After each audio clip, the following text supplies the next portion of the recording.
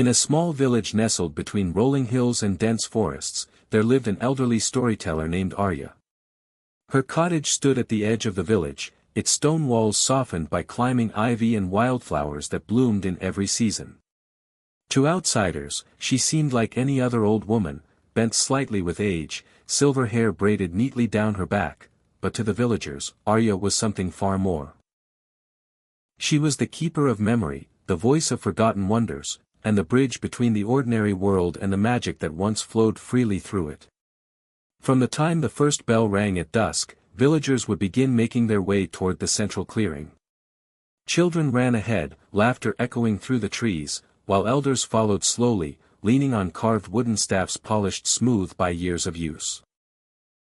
Merchants closed their stalls, shepherds guided their flocks home, and the air filled with the comforting scent of burning wood as the fire was lit. Everyone knew that when Arya spoke, time itself seemed to pause.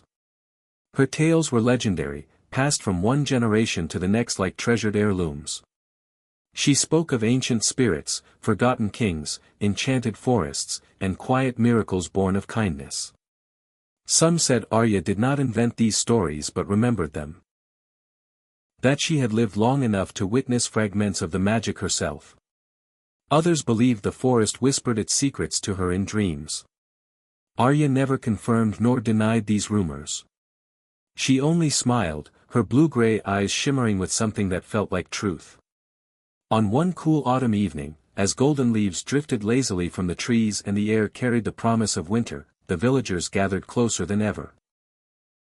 The fire crackled warmly, casting flickering shadows that danced across eager faces.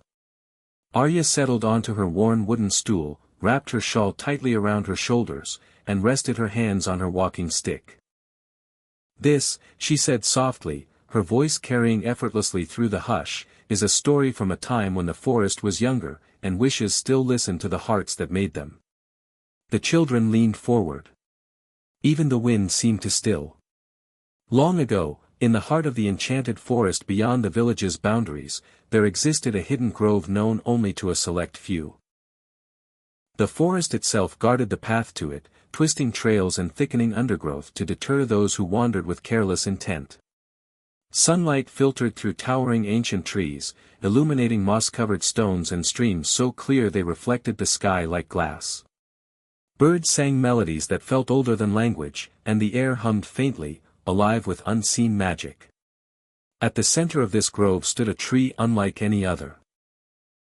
Its trunk shimmered faintly, as though moonlight had been woven into its bark, and its branches stretched wide and protective, leaves whispering secrets to the wind. From these branches grew silver apples, smooth, radiant, and glowing softly even in shadow. Each apple held within it a single wish, powerful enough to alter lives, mend broken hearts, or change the fate of entire villages. But magic such as this was never left unguarded. The tree was protected by a creature named Zephyr, a fox both gentle and fierce. His fur shimmered like starlight scattered across a midnight sky, shifting subtly with every movement. His eyes, sharp yet kind, reflected centuries of watching, waiting, and judging. The forest spirits themselves had entrusted him with this sacred duty, binding his soul to the grove so long as the tree stood. Zephyr understood the danger of wishes. He had seen greed twist noble intentions and desperation corrupt kind hearts. Many had sought the grove, kings craving power, warriors yearning for victory, and merchants longing for endless wealth. Few ever found it. Fewer still were allowed to stay. Only those with pure intentions were permitted to approach the tree, and even fewer were deemed worthy of its fruit. One morning, as mist clung low to the forest floor and dew sparkled like tiny stars, Zephyr sensed a presence unfamiliar to the grove. He lifted his head, ears twitching, muscles tensing as he listened. Footsteps, light, hesitant, and filled with worry rather than greed. A young girl emerged from the trees, her cloak torn slightly by brambles, her hair tangled by the wind. Her name was Ellara. She was no more than 15 summers old, with eyes the color of fresh rain and a face smudged with dirt from hours of searching. Clutched in her hands was a small bell, its gentle chime echoing faintly as she moved. Ellara had wandered far from her village while searching for her lost lamb, a gentle creature she had raised since birth. The lamb had slipped free at dawn, frightened by an unexpected noise, and Ellara had followed its tracks deeper into the forest than she ever had before. Hunger gnawed at her stomach, and fear tugged at her heart, not for herself, but for the helpless animal alone in the wild. When Ellara stumbled into the grove, she stopped short, breath catching in her throat. The air felt different there, warmer, brighter, alive in a way she could not explain. Her gaze lifted to the shimmering tree, and awe replaced her exhaustion. She had never seen anything so beautiful. Zephyr stepped silently from the shadows, placing himself between the girl and the tree. His presence was sudden but not threatening, his posture alert yet calm. "Who are you?" he asked, his voice smooth and resonant, "and what brings you to this sacred place?" Ellara gasped softly, fear flickering across her face before settling into wonder. She had heard stories of talking animals in Arya's tales, but never believed she would encounter one herself. Still, she met Zephyr's gaze and answered honestly. "I am Ellara," she said. "I have lost my lamb and have been searching for hours. I did not mean to intrude. I only followed its tracks." Zephyr studied her closely. He saw no hunger for power in her eyes, no secret longing for wealth or fame. Only worry, kindness, and fatigue. The forest itself seemed to lean in, listening. "You may make a wish," Zephyr said after a long pause. "But remember, wishes are powerful. Use it wisely." Elara's heart raced. A wish. The stories were true. She glanced at the silver apples gleaming above her, each one a promise, each one a temptation.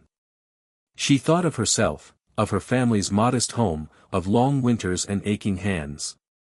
For a fleeting moment, she imagined ease, comfort, and freedom from hardship. Then she thought of her village. She thought of old Tomas, whose back bent painfully each year, of little Mira, who coughed endlessly through the cold months, of her own mother, who tended the sick with gentle hands and weary eyes.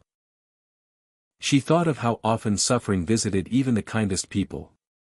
Ellara lifted her chin. "I wish for the ability to heal others," she said softly, "so no one in my village has to suffer from illness or injury again." Zephyr felt something ancient stir within him. In all his years, such selflessness was rare. With careful reverence, he plucked a silver apple from the tree and placed it into Elara's hands. The fruit pulsed warmly, dissolving into light as it touched her skin. "Your wish is granted," he said. "But remember, great power carries great responsibility." Ellara returned home just as twilight painted the sky in shades of amber and violet. The lamb met her at the edge of the forest, unharmed, as though guided safely back by unseen hands. In the days that followed, Ellara discovered her gift slowly. A scraped knee healed beneath her touch. A fever broke when she laid her hands upon a child's brow. Word spread quickly.